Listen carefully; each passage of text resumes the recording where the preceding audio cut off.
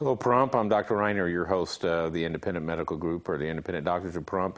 It's a live show here on Monday night, and it was after a good holiday. I hope everybody had a good Memorial Day, and thanked all those people who served in our nation's military. And my heart goes out to all those people that have family who have paid the ultimate sacrifice to give us the freedoms that we so enjoy, and in my opinion are so in jeopardy on a daily basis. But we do have the open line, 727-8750, and please feel free to call in. You know, last time I had been talking a lot about the Cologuard, and there was another exception that came up, and I wouldn't have guessed that that would even have been there. But someone actually, if you take too much of a stool, you can't have over 300 grams. So you cannot fill the bucket up. And if you do, they disqualify you for that. So that's the first time I've even heard of that. So for those people that go on a limited basis, there are some people that may go up to once a week. And for those people, please try and make sure that you don't fill up the bucket, because there's only a certain amount of fluid that goes in to buffering. And if you exceed the buffering capabilities of the fluid in there, then the test will be null and void. So with that caveat, the other thing I kind of wanted to talk about in general was screening tests. I'm going to pause for that because we have our faithful caller, Ray. Hey, Ray, good evening. Good evening. Ray the Flagman here, Doc. We're lost on the voice here. That people, can you hear me okay? Can't hear. Oh, you can't hear me, huh? Well, I'm going to ask a question, so I hope you can hear me. Anyway, here's my question. Conrad could tell it to you. Is there such a thing as spontaneous remission? And what does the Medical Association say about spontaneous remission? Is there really such a thing, and is it the mind that does it, or what is it? I got a lot of feedback. Hey, Ray, can you run that question by me again, because they had the microphone off on the call. Meaning of spontaneous remission. Is there really such a thing? Is it a mind deal where the mind heals the body instantly? And what does the medical field say about it? Do they think this is an aberration, or that it can happen, or is there some logical explanation for it? If you can answer that question, I think a lot of people are concerned as far as, you know, the healing process, and I've read some different things about people that claim that they're healed immediately. Now, did you hear all those questions? Yeah? I know we got too much feedback. Hold on a second, Ray. I got too much feedback. Okay. So, did anybody catch that question? Because it sounded like, was it spontaneous remission? Is that what you were talking about? That's right. And with regards to? Is there such a thing as spontaneous remission, and how does the medical field, how do they analyze it? What do they say about it? With regards to any illness? Well, I guess so, yeah. Well, okay, so when we talk about spontaneous remission, we talk about a disease state, whatever that disease state is, and then an absolute recovery from that disease state where it's not present any longer. So you could take that into diseases like cancer, which will be a big one, some type of autoimmune diseases, some type of infection, some type of chronic illness. And the answer is yes, they do occur. And the reason they occur is because the body, let's take the cause of cancer. The cancer is one of those things that wants to proliferate and make certain antibodies and certain chemo factors in your body that help allow it to survive. The body figures out how to overcome that through an immune modulation or whatever factor, and then goes in and kills whatever the disease is, and then you get a spontaneous remission. So it's the power of healing that is this is the part medicine would not be able to explain, because, you know, you'll see doctors that'll say, well, you're cured, and I don't know how. So it's one of those modern mysteries, and it's the internal part of our body which has always been there, and it just has to get motivated and moved in the right direction. And how that happens and why that happens is the mystery, but it does happen. And one other question, I don't know if you're able to hear me on this one.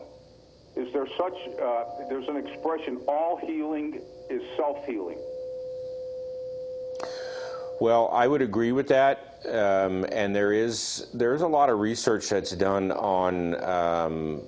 There's a book that it's called The Power of Now, and it talks about self-healing and the power of the body, even on the DNA level.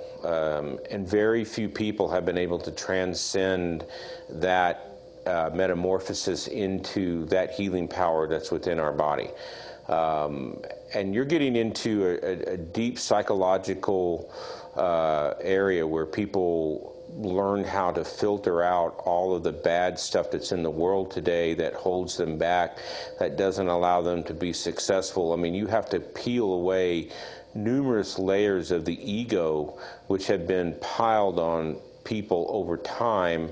And have you ever seen people who enjoy their failures, that wallow in their pity, this is a self-defeating attitude, and diseases are similar to that. They come when people are not positive about themselves. They get depressed, and in depression you get cancer.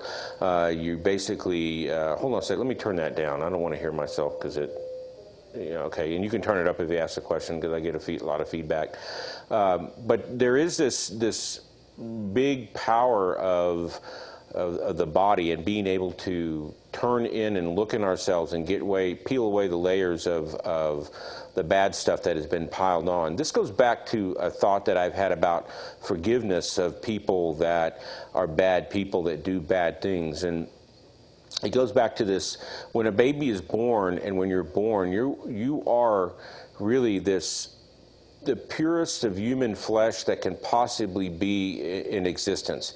And it's only over time that the ego or the things in our world make us into the people that we are. And I talk about ego meaning who we are, what we feel, what's been done to us, what hasn't happened to us, we're successful, not successful. All of those things make up the people that we are today. So when you want forgiveness on somebody, we have to go back to that God-like person that we all were at one point when we came into this world. And if you look at that true God-like creature, then you can find forgiveness in everybody. And that's a key I use to find forgiveness for people that do bad stuff to other people. That's just where you have to be in order to make that move. Well, I want to compliment you. There was an excellent explanation as far as,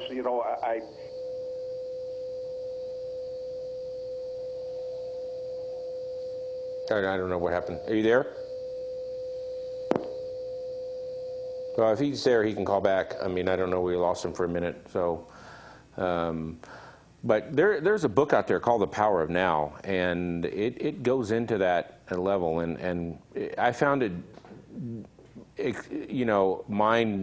mind-opening experience and tapping into the power within our own DNA, within our own chemical structures of our body, and allowing us to hopefully find those healing powers within ourselves. And this gets into the very difficult spiritual side of medicine, the spiritual side of who we are and what we are, and everybody should take the time, if you're plagued with a illness, take the time to look at the own power of healing, because Ray is right, as a lot of people are in that field, and that you do have the power in your own body to help your healing.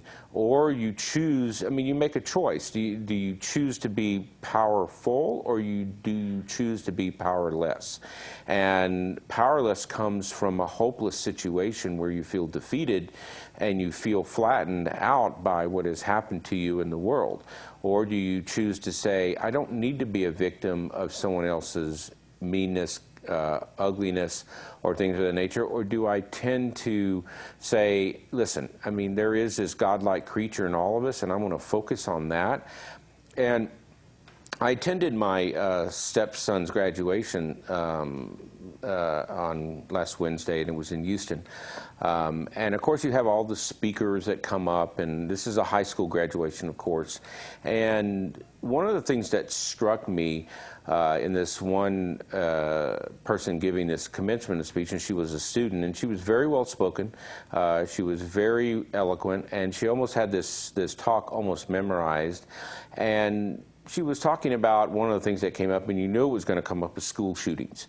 And her comment is that hopefully there's somebody in this room who will enact a legislation to prevent school shootings.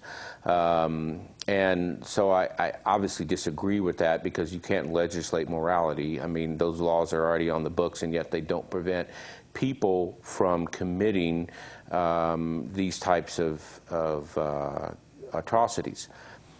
So it occurred to me, and I'm going to leave you in suspense, because we're going to take a break, and I'll be right back.